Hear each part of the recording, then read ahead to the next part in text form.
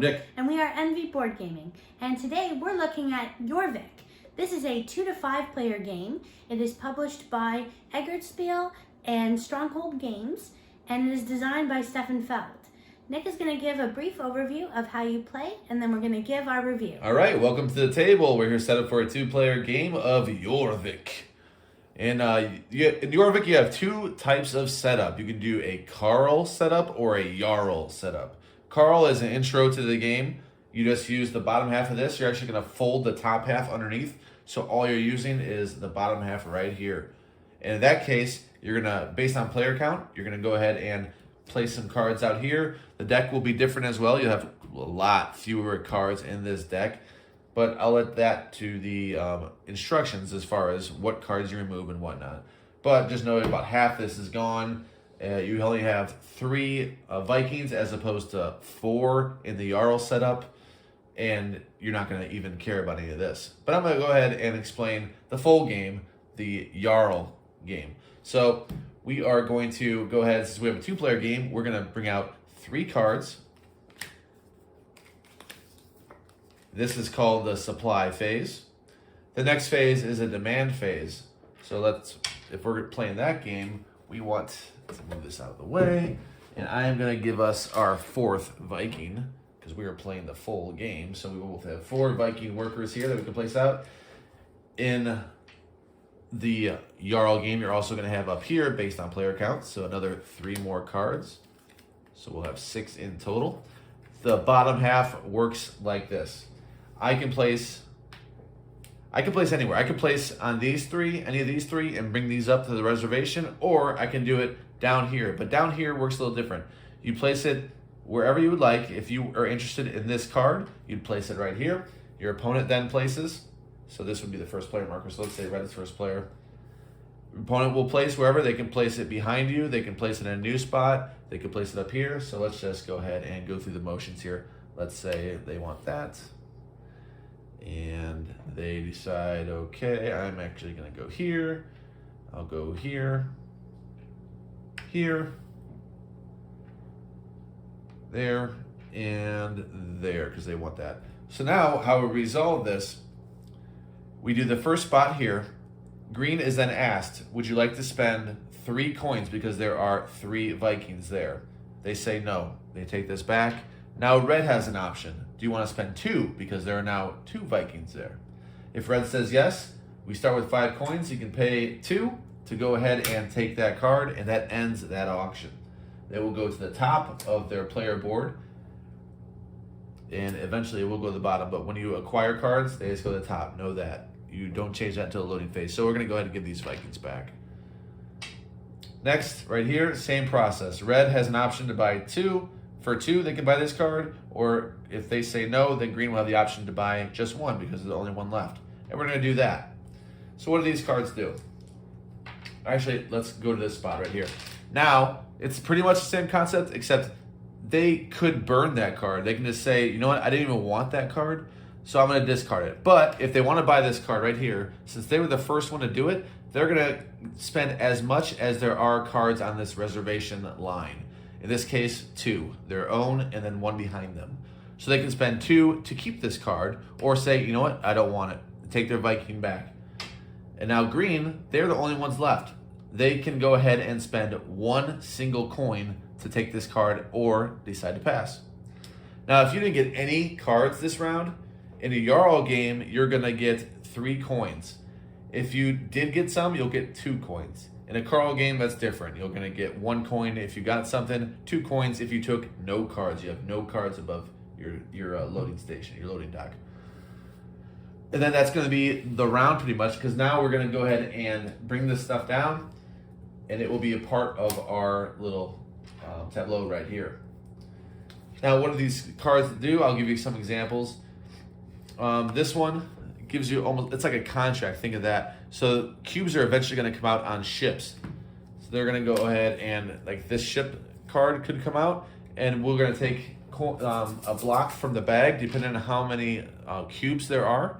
So in a Jarl game, there could be 1 or 2 cubes or 3. And I think in a Jarl game, they're all 3 cubes in all these ships.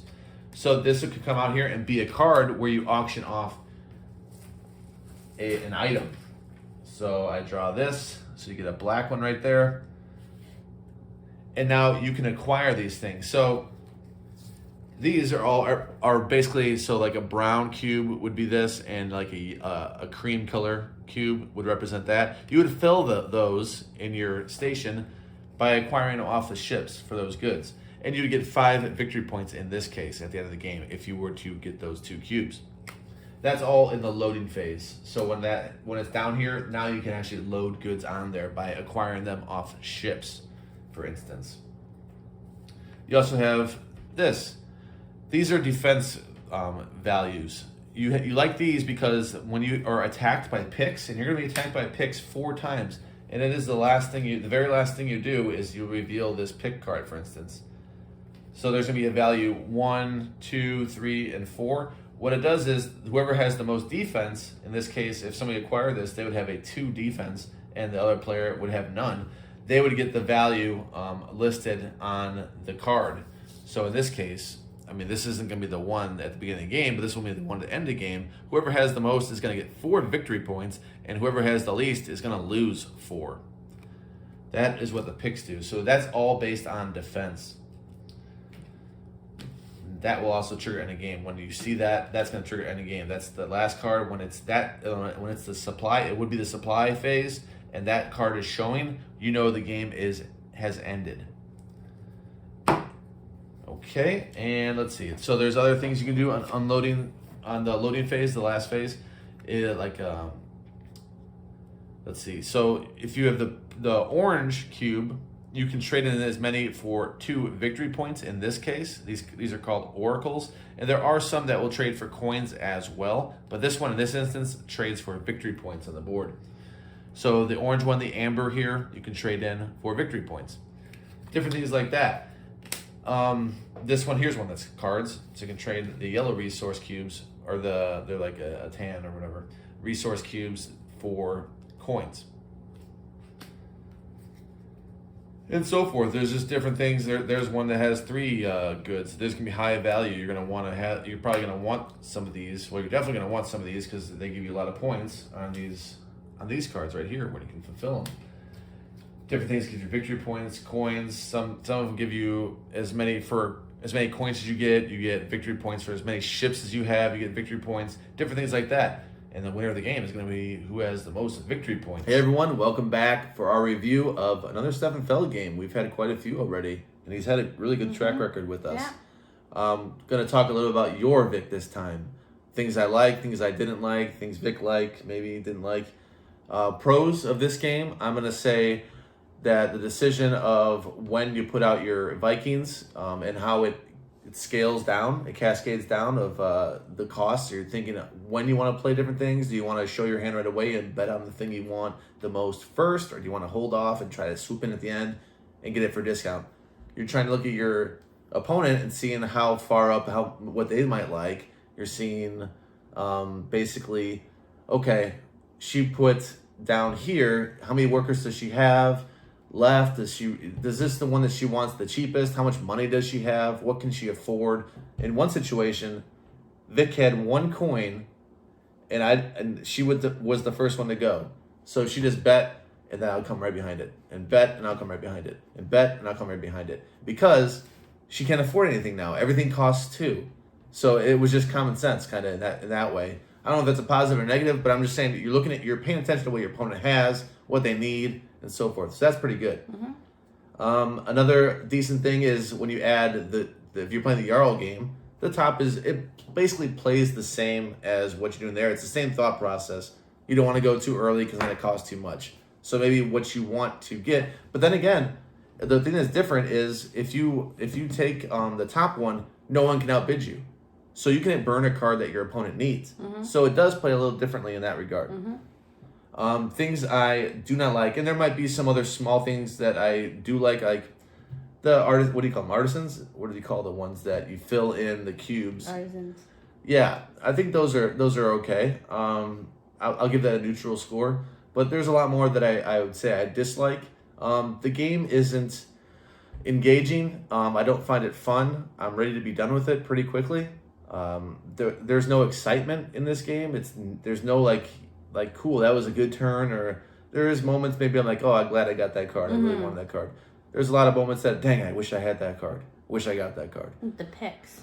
Yeah. It's just lacking in something that engages the players for me. And I've been really a big fan of a lot of Stefan Feld games. There are some misses that I've played for sure. But overall, I'm a Stefan Feld fan, I would say. So this one, I'm going to score a 4.3. I genuinely do not want to play this game again. I don't enjoy it. We didn't even want to finish our last one. We've played it a few times, and it's just like, you know what? I know how I feel about this. Do you know how you feel about it? Okay, let's just finish this and, give it a review. Because we know we've played it enough that we know, well, at least I knew what I wanted to give it. I didn't actually say that I'm going to score it that negatively, but here I am. Yeah, we didn't even want to bother busting it out with 4 players. We didn't even want to try it at a different player count. So we played it with 2. Both times that we have tried this game, and we tried it more than twice, but it had a bit of a hiatus. Tonight. Yeah, had a bit of a hiatus for us. We tried to give it another time. Nick has a shelf of trading games, of games that he's looking, that he knows like this will be on the trading block. I guess you can call it a trading block. So this game has been sitting on that shelf where he is willing to trade it for sure. And so we thought, you know what? Let's give it a shot and see how we feel about it now. So what Nick said, I really agree with everything he said. The artwork is nice on the cards. I think it has some good drawings, some good art. The pieces, the component quality is fair. The game mechanic itself, I found it annoying. I found it annoying that if I wanted something, Nick would just come right behind me and then I can't get it. It seemed like it was so obvious that you always put somebody behind somebody. Very rarely did you not put your meeple behind somebody. And then you could even you have to put yourself behind yourself again to see if you can get it at a different price point. It just was like bothersome to me. I wasn't huge about it, and I didn't like the way that the artisans collected the materials on them, because I felt like there should have been more ways that you could remove those cubes and then just score. Yeah, just score that card right away. Like, why are we playing that game for? Because it's so hard to even get a card. So why do I have to keep the blocks on my card? I don't know. That was me. And I also found it like, okay, so you have to get cards that mitigate, so you're able to trade in the excess stuff that you have for coins. You're always getting coins at the end of the round. You can spend a lot, like I did, and then be left with only 1 coin. But yeah, this wasn't my cup of tea, I suppose. Looking at Nick's score though, I think I was a little generous. I gave it a 6.4 because I didn't want to be too negative. I didn't want to really trash it, but I don't even know if that's accurate. If I think about it, after Nick really, described his score, I think I'm more in line with his. It depends it depends how you score things. So a 5 is, just middle of the road, whatever, take it or leave it. It's below that for me. It's not a game. If you asked me to play it, no, I don't want to play. I'd rather just, go watch something or something. Yeah, we didn't really enjoy it that much, but I didn't want to totally trash it. I mean, there are people who like this game. We noticed online that there are people who recommend this and enjoy it for some reason. And if you're one of those people, can you let us know in the comments below what it is about this game that appeals the most to you? Because I want to know. Well, and people are going to say, well, you got to play it at this player count. That makes it good. And okay. But no, we know how the game works, so it's just how the game works. You might think, yeah, you got to play at this player count, but we see the mechanics, we see the cards, we see what they do, we know how the game plays. If it's better at 4, it's marginally better at 4. Okay, we'll give that to you. But for us, it just didn't work for us. So. Yeah. We're just going to tell you straight up, it just didn't work for us. And I feel like something was missing in the engine. Like, I don't know, you build this thing, and then it goes back to what I was saying about the artisans, the cubes, the resources, getting these cards to mitigate it. Then you get scoring cards, and things are just randomly thrown out there, so you could get, like, all 3 ships.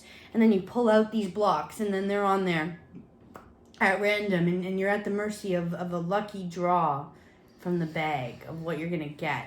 And I was trying so hard to get these...